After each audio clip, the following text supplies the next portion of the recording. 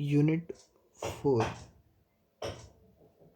Unit 4 में हमारा numerical differentiation है।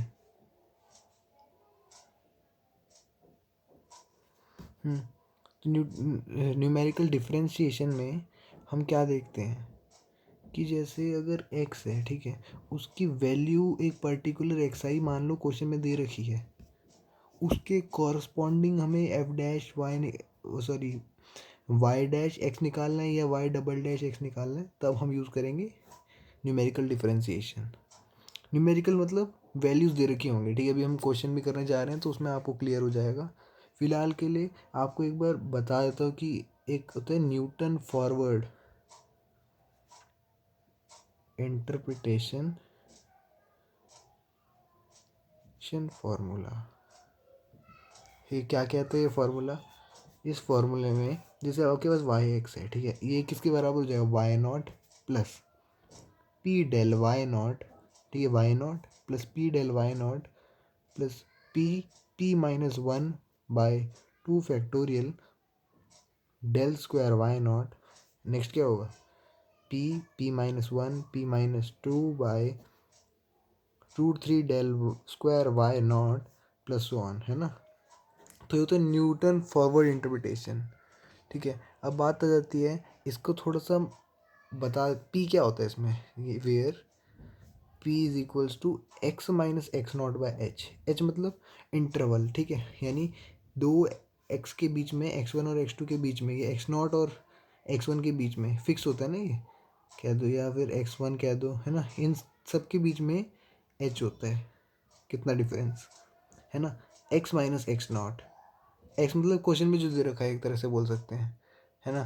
फिर बात आ जाती है कि इसको थोड़ा सा अगर हम मॉडिफाई कर दें तो हम ऐसे कह सकते हैं, एक्स क्या होगा? X naught plus P x. तो अगर एक्स की वैल्यू ऐसी है तब क्या होगा?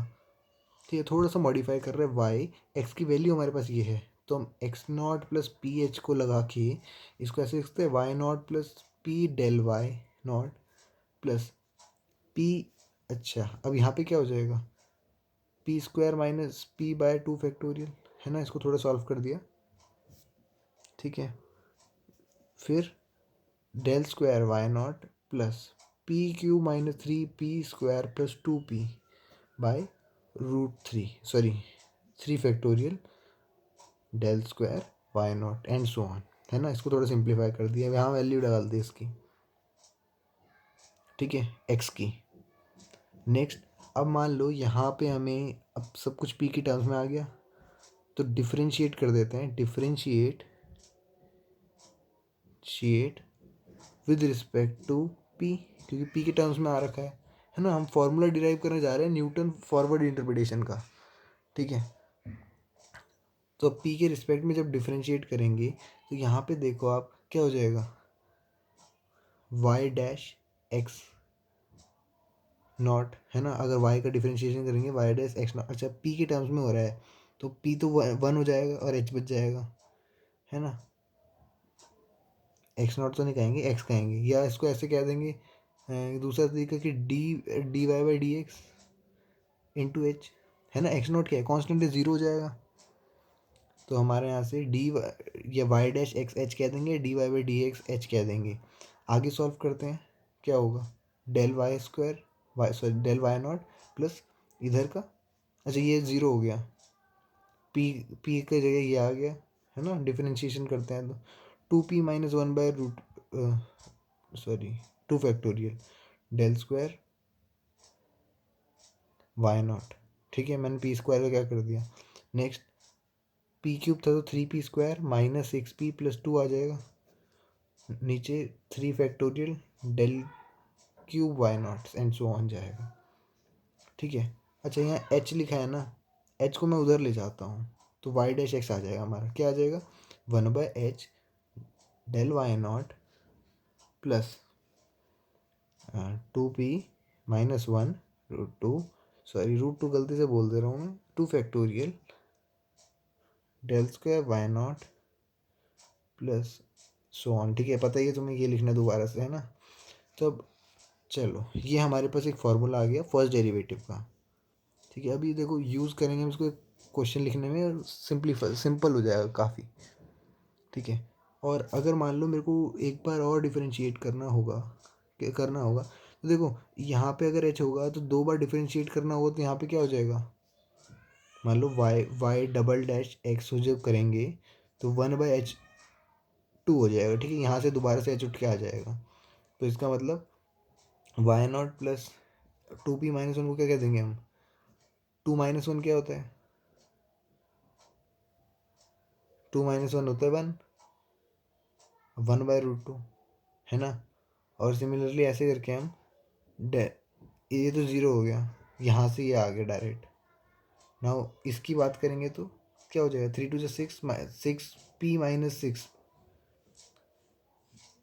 तो यहाँ से p-1 आ जाएगा, नीचे मैं 3 भी काट दे रहा हूँ डायरेक्ट, y0 सो ऑन। ठीक है। तो हमारे y डबल डैश का फॉर्मूला हो गया। ठीक है। तो आज हमने क्या फॉर्मूला बनाना सीख लिया एक तरह से। ठीक, बात ख़त्म नहीं हुई है यहाँ पे। अभी एक क्वेश्चन कर लेते हैं, सारी बात क्लियर हो जाएगी क्वेश्चन करते ही। ठीक है। क्वेश्चन बड़ा सिंपल सा है।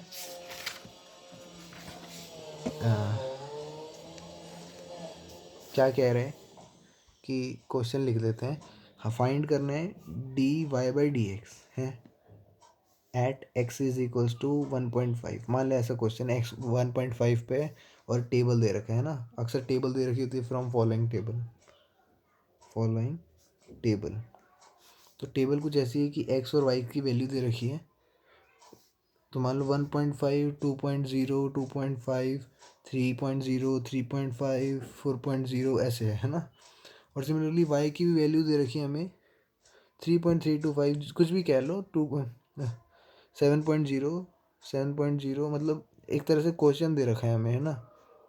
तो उसके हिसाब से हमें वैल्यूज़ को लगाना है, 5, 7, 5 और 59 है। ठीक है। ये तो हमारे पास ऐसे कुछ दे रखा है। अब नाउ ये पूछ रहे हैं कि हमें dy/dx निकालना है एट x = अच्छा, x की वैल्यू पे ही आ रखा है डायरेक्ट। तो एक फ़ायदा तो हमारा क्या हो गया कि हमें x0 क्या दे रखा है, 1.5 दे रखा है ना। x हमारा क्या है, 1.5 है। इस और h हमारा क्या है, h क्या होता है, दो इसके बीच में गैप, 1.5 और 2 में कितना गैप है, 0.5 का, है ना। तो p क्या हो जाएगा, हमें पता है x - x0/h, अभी अभी देखा है x और x0 सेम ही है, यानी 0/h, ये 0/0.5 कितना, 0 ही तो हो जाएगा। बहुत अच्छी बात हो गई, हमारे पास p की वैल्यू 0 आ गई। अच्छा, उससे पहले हम क्या होता है टेबल बना लेते हैं, जब हमें डेटा दे रखा होता है ना, टेबल बना लेते हैं। किस किस की टेबल, एक्स वाई। ठीक है। मतलब यहाँ पे हमारे पास x0 रखा है 1.5, then 2.0, then 2.5, then 3.0, 3.5 and 4.0 table से देख लिया। सिमिलरली यहाँ का भी डेटा टेबल से देख लिया। ठीक है। और लिख दिया, पहला हमारा y0 हो गया, y0 7.0, 13.025 और ऐसे करके डेटा दे रखा होगा तुम्हें और उसको करना होगा। ठीक है। तो इस तरह से हमें बस वैल्यूज़ आ गई। अब नाउ एक्स और वाई कर दिया, अब हमें डेल वाई निकालना है। डेल वाई क्या होगा, इन दोनों के बीच का डिफरेंस, यानी 7 में से 3 गया लगभग, है ना। और दशमलव में भी एक बहुत कुछ, तो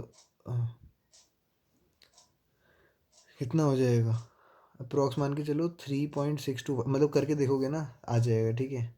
हम जब इन दोनों को सपरेट करोगे 6.625, सिमिलरली 10.32375, देन 14.575, देन 20.125।